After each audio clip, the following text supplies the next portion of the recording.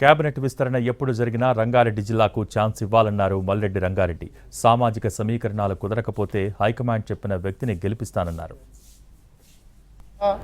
రంగారెడ్డి జిల్లాలో ఉండేటువంటి ప్రజా సమస్యల మీద మాట్లాడడం కోసం తప్పకుండా గతంలో ఉన్న 6 మందిలో కనీసం గెలిచినల్లో రంగారెడ్డి గ్రేటర్ హైదరాబాదులో పరిధిలో నేను ఒక్కరిని గెలిచినాను.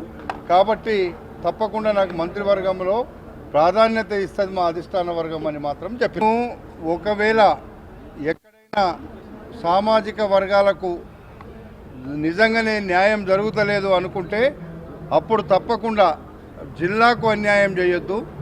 2 జిల్లాలు ఉన్నాయి, 2 జిల్లాలలో ఒక్కడనే ఉన్నాను కాబట్టి ఒకవేళ అవసరమైతే సామాజిక సమీకరణలు కుదరకపోతే నేనే మీరు ఎవరిని గెలిపిమంటే అధిష్టాన వర్గం ఎవరిని గెలిపిమంటే వాళ్ళ హైదరాబాద్ జిల్లా రంగారెడ్డి జిల్లాలో ఉండేటువంటి ప్రజా సమస్యల మీద మాట్లాడడం కోసం తప్పకుండా గతంలో ఉన్న 6 మందిలో కనీసం గెలిచినల్లో రంగారెడ్డి గ్రేటర్ హైదరాబాదులో పరిధిలో నేను ఒక్కరిని గెలిచినాను.